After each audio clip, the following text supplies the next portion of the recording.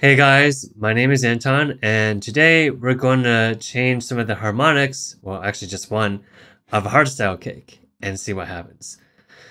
So, for those who have not looked into a hardstyle kick's harmonics, um, you know, it follows a very predictable pattern because it's nonlinear distortion, and it tends to have a particular pattern. So, for a hollow style kick, where it sounds like this.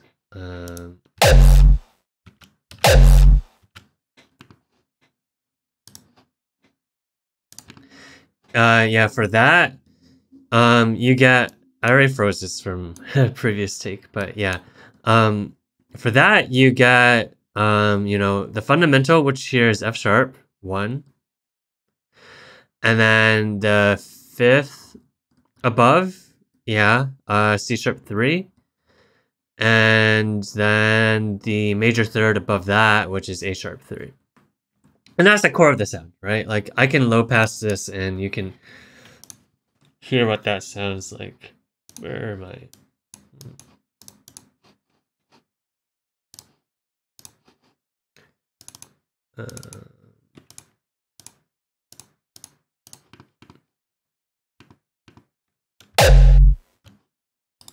I should unfreeze this.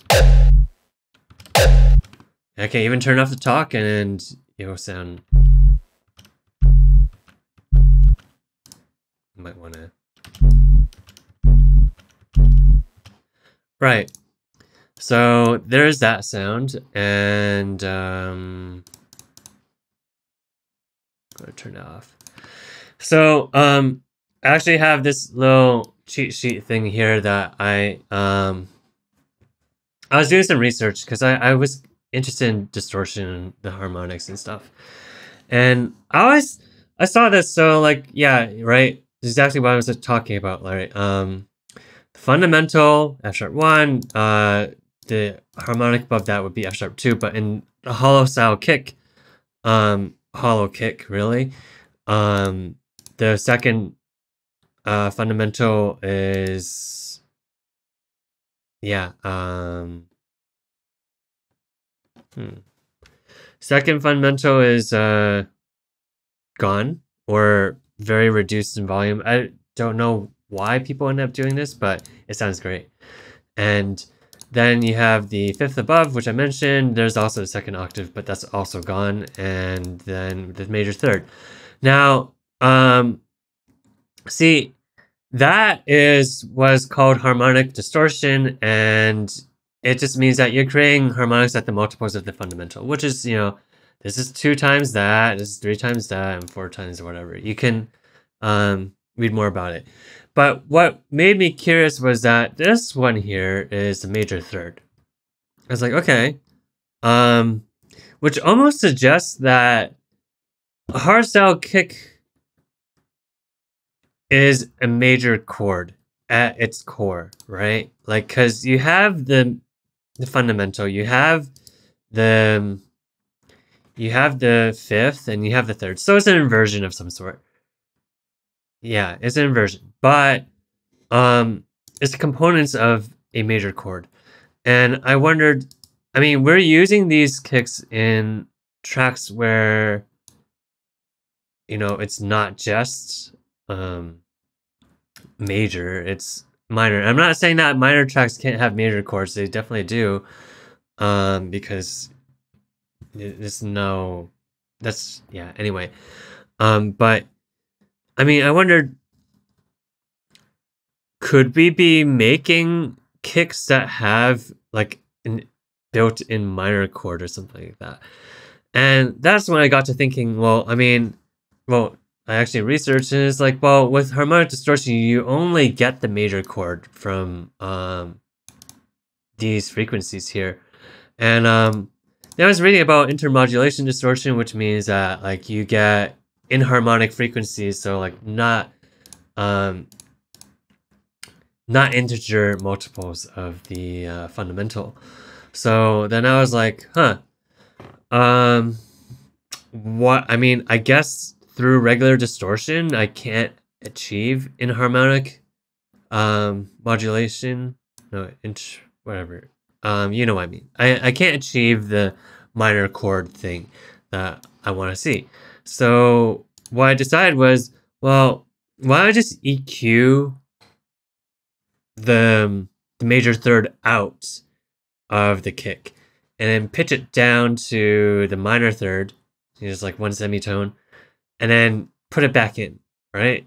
And I was like, okay, I can do that. So this tail here is routed to here, and it's been a while. I started this project like maybe 3 weeks ago or something like that. But what I have here is I know, so I I basically did brick wall EQs. So this is to, let me just turn this off. So this here is to get everything but the major third in the tail. So, right? So this is gone right here. A#3, gone. Yep. So I did that, and then I bounced that out, and so that would be, I believe it's this one. Right. Okay.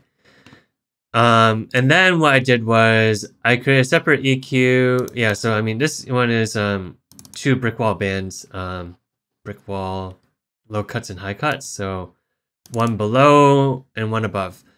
And then I have a second one where it's basically a bandpass, but centered around, like, very brick wall bandpass around the major third that I want.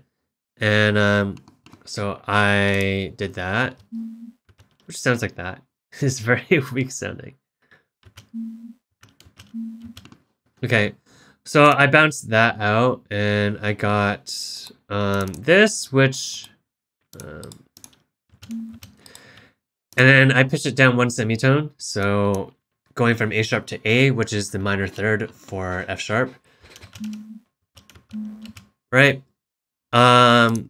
Generic stretching, and then I took those two together and put them together. So yeah, and I bounced that. So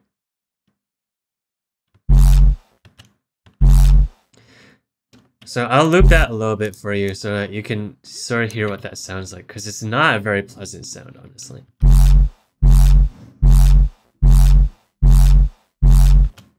Like, it has, like, there's something, let me just A-B this for you. So, normal, major chord.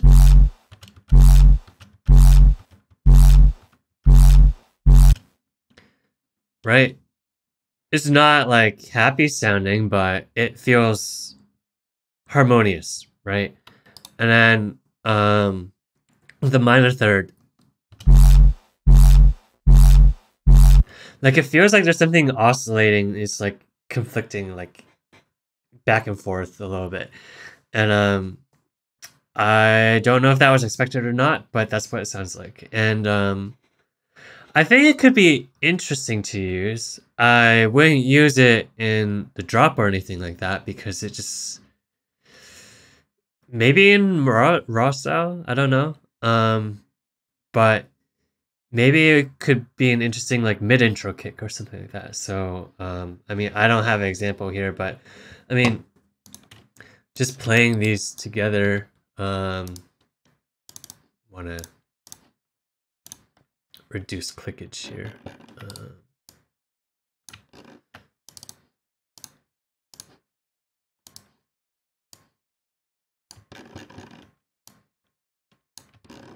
Right, whoops.